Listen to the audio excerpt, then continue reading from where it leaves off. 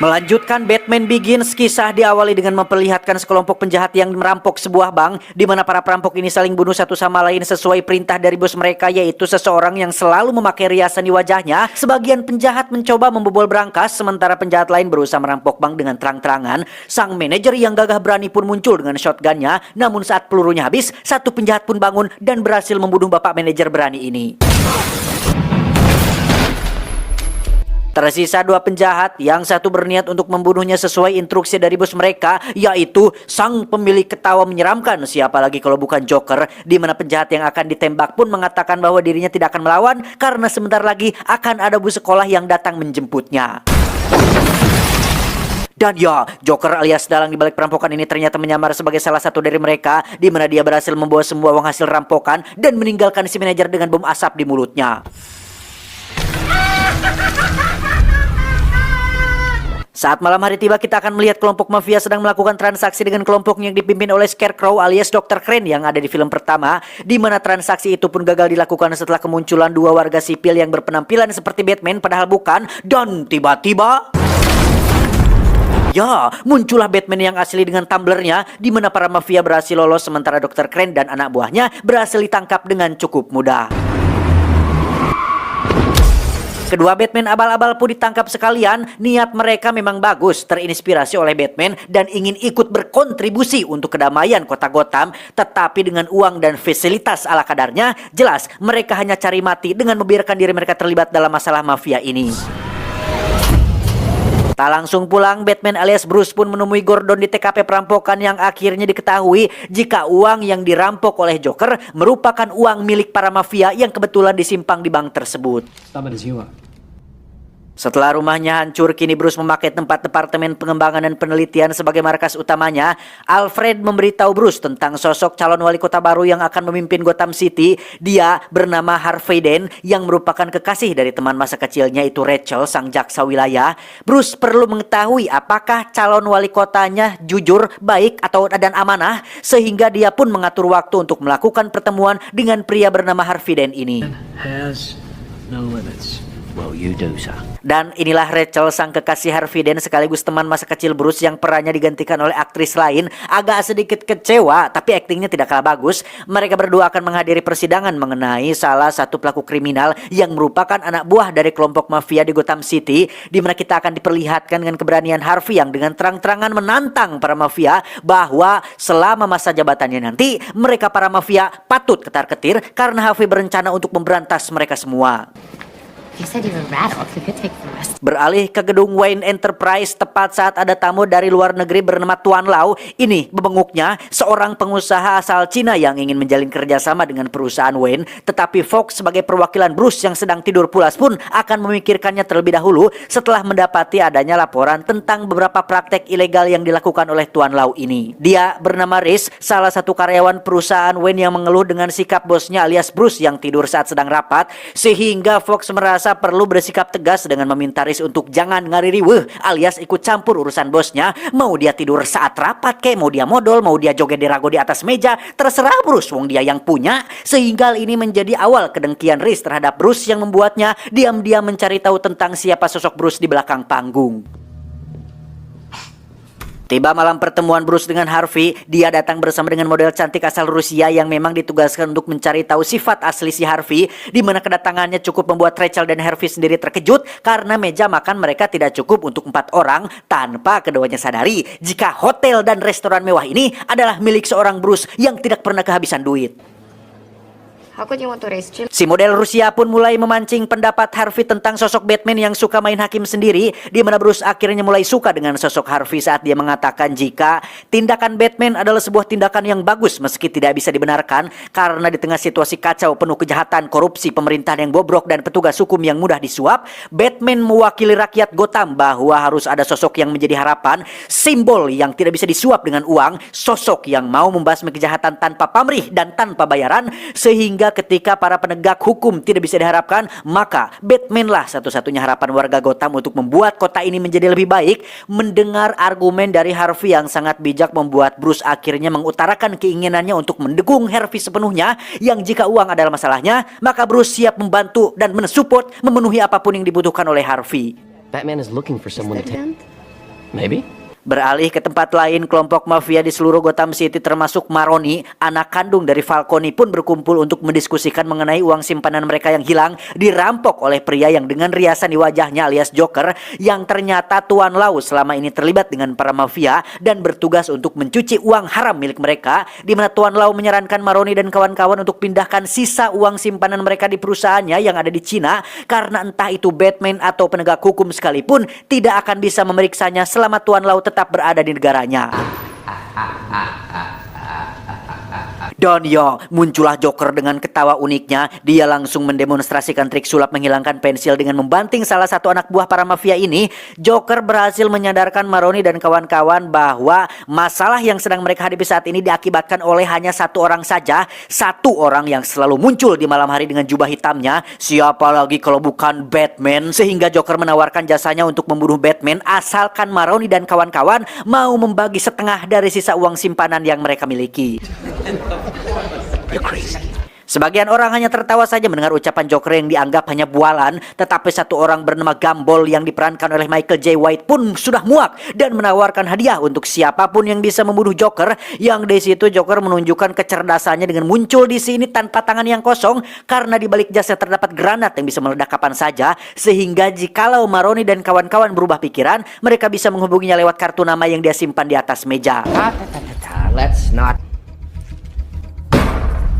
Tepat di saat bersamaan, Gordon bersama tim pun terlambat datang ke tempat penyimpanan uang milik para mafia karena Tuan Lau sudah lebih dulu mengamankan semua uangnya, sehingga Gordon mengajak Harvey untuk bertemu langsung dengan Batman untuk meminta bantuannya supaya Tuan Lau bisa dibawa ke Gotham untuk diperiksa tanpa harus melalui prosedur yang rumit dan tanpa izin dari negara tempat tinggalnya. How are you gonna back him? Sementara di tempat lain, Gambol sang mafiat sepertinya akan menyesali tindakan yang menantang dan meremehkan seorang Joker ketika beberapa penjahat jalanan mengaku berhasil membunuh Joker, padahal mereka adalah anak buah setia Joker yang datang ke sini untuk bisa menunjukkan seberapa nekat, kejam, dan brutalnya seorang Joker. Gambol pun diceritakan bagaimana dia bisa mendapatkan bekas luka di wajahnya, bahwa dulu waktu masih kecil ayahnya pernah menodongkan pisau ke ibunya yang membuat Joker kecil ketakutan, sehingga si ayah menyayat wajah Joker kecil menggunakan pisau tersebut supaya terlihat tersenyum sambil berkata, "Why so serious, son? Why so serious?"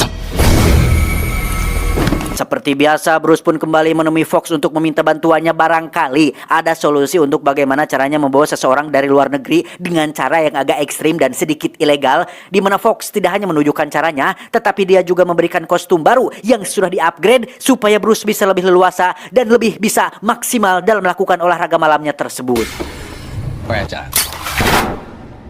Ditemani Alfred dan para ladies, Bruce pun akan pergi ke Cina tanpa diketahui oleh siapapun. Dia akan melakukan penerbangan lintas negara menggunakan pesawat tak terdaftar. Sementara Fox terlihat sudah sampai di Cina untuk bertemu langsung dengan Tuan Lau yang berada di gedung perusahaannya untuk menyampaikan penolakan akan tawaran kerjasamanya, tanpa Tuan Lau sadari jika kedatangan Fox ke sini bukan semata-mata hanya untuk menyampaikan penolakan tersebut, tetapi untuk meletakkan semacam alat berbentuk ponsel, padahal bukan, karena ponsel tersebut adalah sebuah alat berupa sonar yang bisa memancarkan frekuensi tinggi sehingga bisa mempermudah Bruce untuk mengetahui di lantai mana Tuan Lau sedang berada. High frequency pulse records a response time in place. Malam harinya, Bruce dengan kostum baru pun terlihat sudah berada di gedung yang berseberangan dengan gedungnya Tuan Lau, menembakkan beberapa peledak otomatis yang waktunya bisa disetting dan melakukan lompatan untuk masuk menuju lantai Tuan Lau berada saat ini.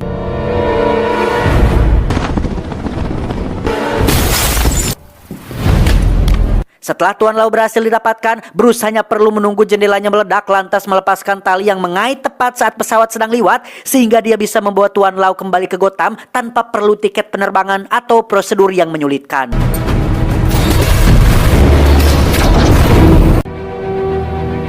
Rachel pun turun langsung menginterogasi Tuan Lau. Dia tidak mau memberitahu di mana lokasi uangnya, tetapi sebagai gantinya, Tuan Lau bersedia untuk menyebutkan nama-nama mafia yang menjadi pemilik dari semua uang-uang tersebut.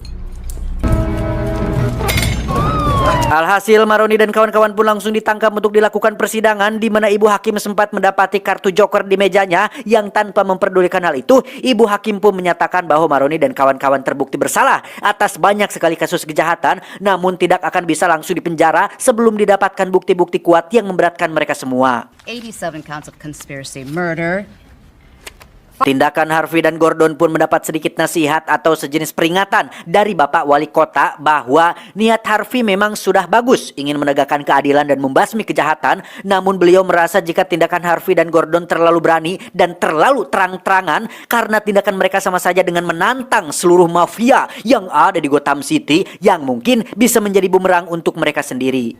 Followed swiftly by you and me. Belum beres dengan masalah Tuan Lau dan para mafia, warga Gotham termasuk Bruce harus dikejutkan oleh berita terbaru mengenai video mengerikan saat salah satu peniru Batman yang ada di awal akhirnya harus tertangkap oleh Joker dan mati dengan sia-sia, di mana Joker mengancam seluruh warga Gotham City bahwa dirinya akan membunuh satu persatu penegak hukum dan menimbulkan kekacauan di mana-mana apabila Batman tidak segera menyerahkan diri dan memberitahu identitas aslinya yang sebenarnya. Then why do you dress up like him? Dan benar saja, dari kartu yang disematkan pada mayat Batman peniru, mereka menemukan 3 DNA yang akan menjadi target Joker selanjutnya. Di antaranya ada Ibu Hakim, Bapak Komisaris, dan Harvey Dent, di mana Gordon terlambat memperingatkan mereka bertiga sehingga Ibu Hakim dan Bapak Komisaris yang menjadi atasannya pun harus mati dengan cukup tragis.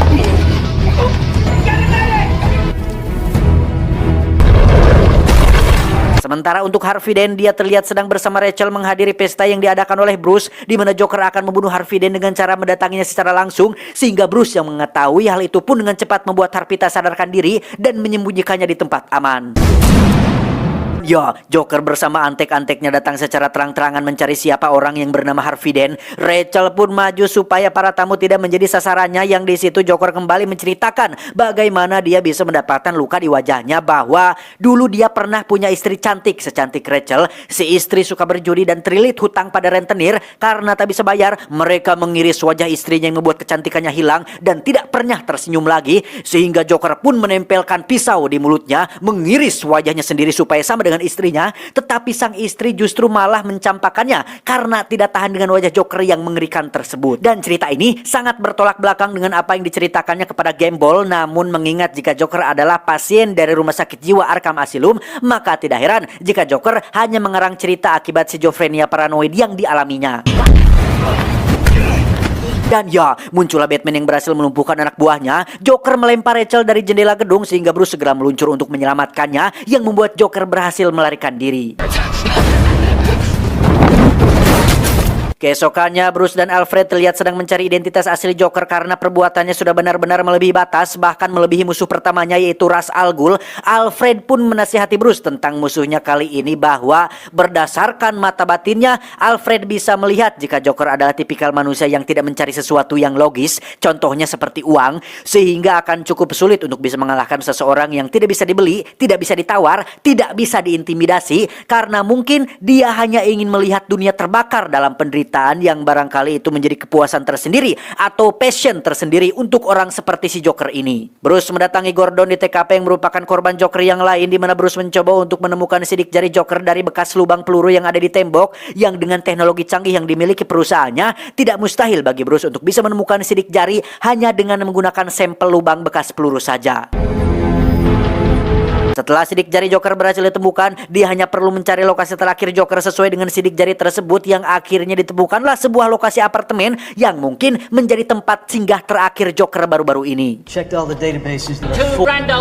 Sementara Bruce sedang pergi menuju lokasi tersebut, kita akan melihat Reese, salah satu karyawan perusahaan Wayne yang di awal jengkel terhadap bosnya. Kini dia datang untuk memeras Fox bahwa dirinya sudah memiliki data mengenai keterlibatan Fox dengan Batman, tanpa sadar jika Batman adalah Bruce, pemilik perusahaan tempatnya bekerja, di mana Reese memeras Fox untuk memberikan uang $10 juta setiap tahun jika ingin rahasia ini tetap terjaga. Dengan santainya Fox pun bertanya, apakah kau yakin ingin melakukan ini? Apakah ya kau yakin ingin memeras salah satu orang terkaya di dunia yang pada malam hari sering berkeliaran dengan jubahnya dan melakukan apapun tanpa batasan hukum? Saat itulah Reese langsung terdiam dan membatalkan rencana pemerasannya setelah sadar jika dirinya memeras orang yang salah. Kembali ke Bruce yang sudah tiba di lokasi yang menjadi tempat terakhir Joker singgah. Dia menemukan beberapa polisi yang terikat di tiang tanpa seragam yang seharusnya mereka kenakan. Tepat di saat bersamaan di luar gedung tersebut diadakan acara penghormatan terakhir untuk Bapak Komisaris, yang dari sekian banyak polisi yang ada di sana, di antaranya ada Joker dan antek-anteknya yang sudah menyamar dan berniat untuk membunuh Harvey Dent saat sedang pidato di atas mimbar.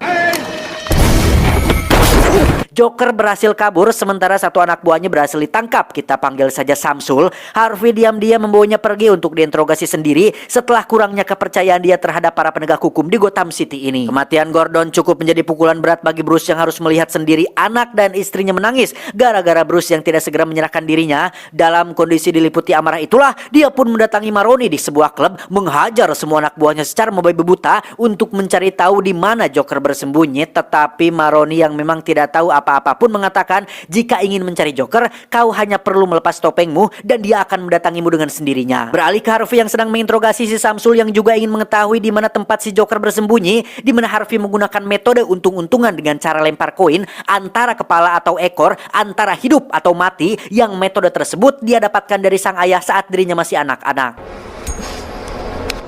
Nyawa Samsul pun terselamatkan oleh kemunculan Bruce yang datang tepat waktu. Dia meminta Harvey untuk jangan bertindak gegabah karena si Samsul ini hanyalah orang suruhan Joker yang tidak tahu apa-apa. Harvey diminta untuk mengadakan konferensi pers karena dengan semua kekacauan yang terjadi, Bruce berniat untuk mengungkapkan jati dirinya yang sesungguhnya di depan semua orang agar mimpi buruk ini segera berakhir.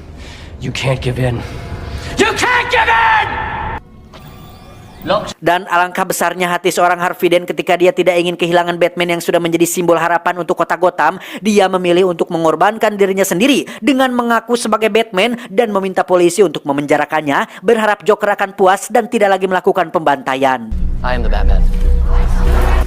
Melihat hal ini, Rachel sang kekasih pun sangat tidak setuju akan keputusan Harvey karena sejatinya dia sudah tahu jika Batman yang asli adalah Bruce dan Harvey hanya menjadikan dirinya sendiri sebagai tumbal supaya Bruce alias Batman bisa tetap melanjutkan perjuangannya. Dikawal tim SWAT bersenjata lengkap, Harvey akan dibawa ke penjara pusat untuk diadili, di mana iring-iringan tim SWAT pun harus melewati jalan bawah tanah setelah jalan utama tertutup oleh mobil truk yang sedang terbakar. Yang di sini kita sudah bisa menebak jika itu semua adalah jebakan yang dilakukan oleh Joker, dan benar saja dia sudah siap dengan roket launchernya dan berniat untuk membunuh Harvey Dent yang dianggapnya sebagai Batman. Tersisa satu mobil yang membawa Harvey. Bruce berhasil menyelamatkannya tepat waktu dengan mengorbankan tumblernya terkena roket. Yang di situ kita akan melihat teknologi Batman yang sudah di-upgrade ketika roda bagian depan tumblernya adalah rangkaian sepeda motor yang bisa terlepas dari badan utamanya. Bruce berhasil mengejar Joker, bahkan menjungkir balikan truk yang dikendarainya, di mana Joker dengan beraninya berdiri tepat di tengah jalan karena sadar jika Batman tidak akan sampai berani membunuh seseorang walaupun itu adalah penjahat yang kejam. Dan ya, Anda semua yang menonton pasti akan terkejut saat mengetahui jika Gordon masih hidup. Dia dan Harvey merancang jebakan ini untuk bisa menangkap Joker, karena hanya inilah satu-satunya cara untuk mereka bisa menangkap si Joker yang linghas seperti belut. Harvey pun diantar pulang oleh satu petugas polisi, sementara Gordon membawa Joker ke penjara dan mendapatkan tepuk tangan meriah dari semua pasukan. Terlebih lagi ketika Gordon secara resmi diangkat menjadi komisaris baru, menggantikan komisaris lama yang sudah mati dibunuh oleh Joker. Gordon pun pulang kembali ke keluarganya dan baru beberapa saat di rumah, dia sudah ditelepon oleh orang kantor bahwa Harvey dinyatakan hilang. Polisi yang mengantarkannya ternyata adalah orang suruhan Joker yang ditugaskan untuk menculik Harvey, sehingga ketika Gordon tidak bisa menginterogasinya secara baik-baik dan penuh dengan sopan santun, maka dia menyerahkan tugas tersebut kepada seseorang yang mungkin bisa membuat Joker mengerti. Disinilah kita akan melihat sosok Joker yang luar biasa. Bukan saya kagum terhadap tindakannya, tetapi lebih kagum terhadap bagaimana cara berpikir dan fokusnya Joker dalam mencapai tujuan. Joker ini adalah sosok manipulatif yang pandai mempengaruhi cara pandang seseorang dari bagaimana dia membolak-balikan fakta. Sosok yang tidak menjadikan uang sebagai acuan. Sosok yang meletakkan kepuasan di atas atau di kasta tertinggi dalam hidupnya. Sehingga Joker mengatakan jika Batman telah melengkapi hidupnya, alih-alih menjadi musuh bebuyutan, Joker justru menganggap jika Batman adalah sosok yang bisa membuat hidupnya lebih beradrenalin, sehingga semua korban yang mati dan Harvey Dent yang sekarang menghilang hanya sekedar collateral damage atau cuma menjadi korban sampingan dari tujuan Joker yang sebenarnya. Dan alangkah terkejutnya Bruce saat baru mengetahui jika tidak hanya Harvey Dent yang menghilang, tetapi Rachel sang jaksa wilayah sekaligus teman dekatnya pun ikut diculik juga. Yang dari sini interogasi pun semakin bertambah brutal ketika Bruce menghajar Joker berkali-kali, tetapi reaksinya hanya tertawa saja dan nampak tidak terintimidasi sedikit pun, yang membuat Bruce semakin terpancing emosinya. Pada akhirnya, Joker pun memberitahu lokasi Harvey dan Rachel yang ternyata berada di tempat yang berbeda. Bruce akan menyelamatkan Rachel, sementara Gordon dan timnya akan menyelamatkan Harvey. Di tengah drum-drum berisi minyak yang mudah terbakar, Harvey dan Rachel pun berbicara melalui telepon yang sengaja Joker sediakan untuk mereka berdua bisa ngobrol sebelum menjelang ajal. Harvey berusaha melepas ikatannya yang justru membuatnya harus terjatuh dan menumpahkan minyak yang tepat meleber di bagian wajah kirinya. Yang tak lama setelah kedua lokasi sudah ditemukan, Rachel pun tewas dalam ledakan, sementara Bruce berhasil datang tepat waktu dan segera mengeluarkan Harvey meski sebelah wajahnya sempat terbakar akibat tumpahan minyak yang terjadi tadi. Tepat di saat bersamaan di kantor polisi, Joker yang sedang dijaga satu petugas pun meminta haknya untuk menelepon, namun tidak digubris oleh Pak Petugas. Di ruangan lain, ada seorang napi yang mengeluh sakit perut yang setelah diperiksa, terdapat sebuah ponsel yang disembunyikan di dalam perut si napi, di mana Joker tiba-tiba keluar sambil menyandra si petugas tadi, yang ketika dia mulai melakukan panggilan telepon, si napi tadi pun meledak bersama dengan ponsel di perutnya, yang akhirnya terungkaplah jika semua ini adalah bagian dari rencana Joker. Semua sudah dipersiapkan. Joker sengaja membuat dirinya tertangkap supaya bisa membuat Tuan Lau atau membawa Tuan Lau keluar dari penjara dan mengalihkan perhatian Batman dan para polisi menggunakan Rachel dan Harvey sebagai umpannya.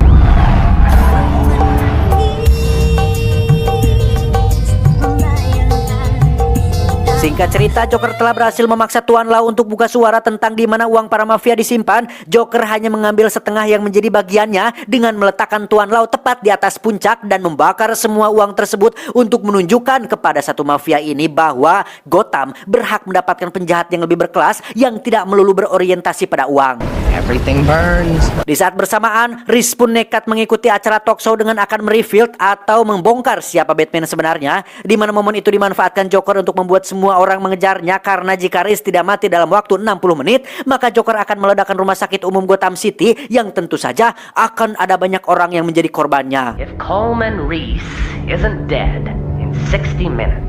Alhasil, Gordon dan Bruce pun disibukkan dengan menyelamatkan Reese dari kejaran semua warga Gotham yang punya anggota keluarga yang kebetulan sedang dirawat di rumah sakit umum, termasuk dari anak buah Gordon sendiri yang istrinya kebetulan sedang dirawat di sana, sehingga daripada istri sendiri yang mati, lebih baik si Reese yang ngeyel ini yang mati. Tetapi Bruce berhasil mencegah hal itu dengan cara menabrakkan Lamborghini mahalnya.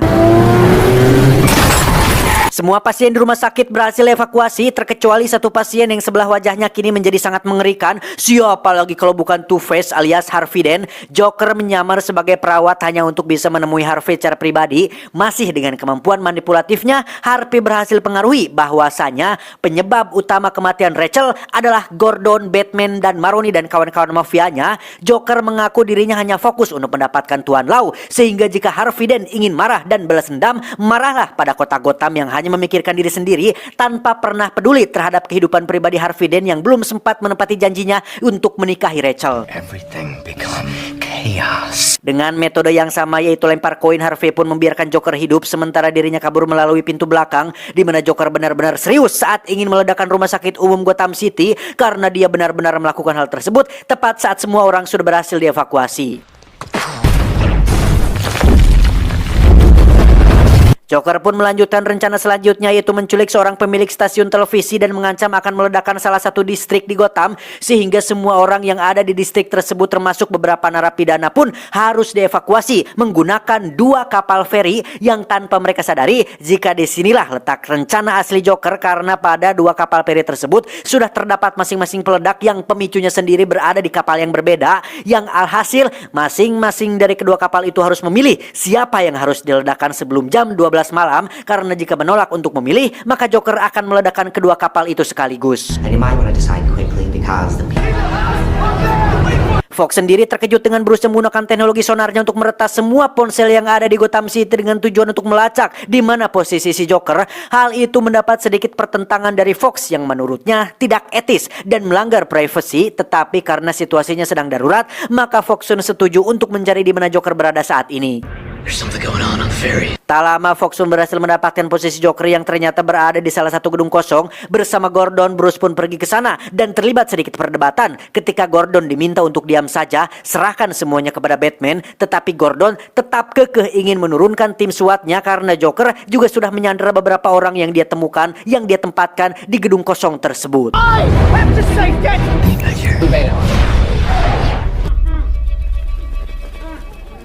Bruce pun akhirnya sadar jika para sandera adalah para badut yang menjaga gedung ini. Mulut mereka ditutupi lakban dan tangannya diikat ke pistol, sehingga Bruce harus mengatasi PR tambahan untuk mencegah tim SWAT melukai para badut ini. Setelah berhasil mengatasi semuanya, kini giliran Bruce harus menghadapi Joker yang tinggal sendirian. Dia sempat kewalahan saat menghadapi 3 anjing galak peliharaannya, ditambah layar sonar pada topengnya pun mengalami kerusakan yang membuat pandangan Bruce terganggu, sehingga Joker bisa dengan mudah dilumpuhkannya.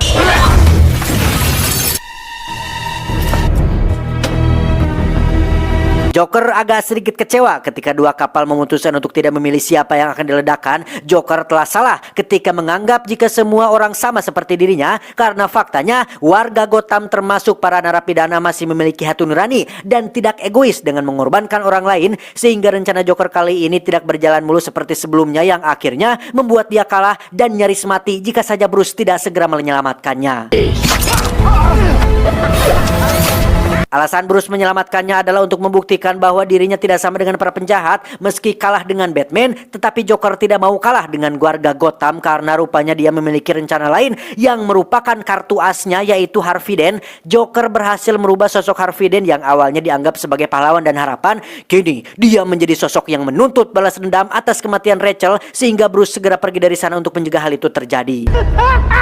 Dan benar saja, Harvey Dent pun mendatangi seorang polwan yang mengantar Rachel pada malam itu. Si polwan rupanya diiming-imingi uang untuk biaya pengobatan ibunya, sehingga dia tidak memiliki pilihan lain selain menjadi pengkhianat. Dan sekarang dia harus menanggung akibat dari tindakannya ketika Harvey Dent membunuhnya setelah lemparan koin menyatakan bahwa si polman harus mati. Another day, officer. Si polwan melakukan penculikan Rachel sesuai perintah dari Maroni, sehingga Harvey langsung mendatanginya juga. Maroni beralasan jika semua itu adalah atas perintah dari Joker, namun Harvey sedikit pun tidak percaya dan langsung melakukan lemparan koin yang kali ini si Maroni beruntung karena tidak akan dibunuh, tetapi supirnya mendapat apes sehingga Maroni tetap saja tewas akibat kecelakaan mobil. Selanjutnya, Harvey menculik istri dan kedua anak Gordon untuk menunjukkan kepada Gordon bagaimana rasanya kehilangan orang yang dicintai. Kenapa Gordon? Karena Harvey menganggap jika Gordon telah melakukan pembiaran terhadap salah satu anak buahnya yang berniat atau yang berkhianat, yaitu si polwan, sehingga Harvey ingin agar Gordon juga merasakan kehilangan atas salah satu anggota keluarganya. Have you ever had... Tak lama Bruce pun muncul untuk mencegah dan menjelaskan tentang apa yang sudah terjadi, namun Harvey sama sekali sudah tidak mau mengerti akibat dari hasrat balas dendam atas kematian Rachel, sehingga Bruce tidak memiliki pilihan lain selain menjatuhkan Harvey demi menyelamatkan anak Gordon dari cengkramannya.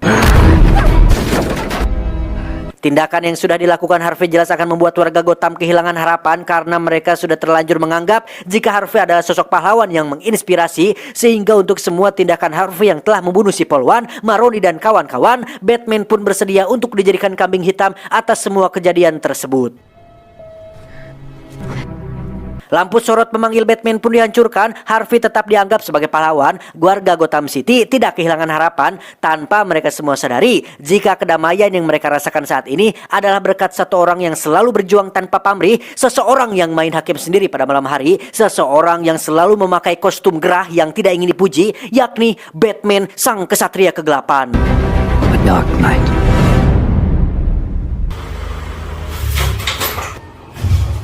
Tamat, ending yang cukup menjokerkan.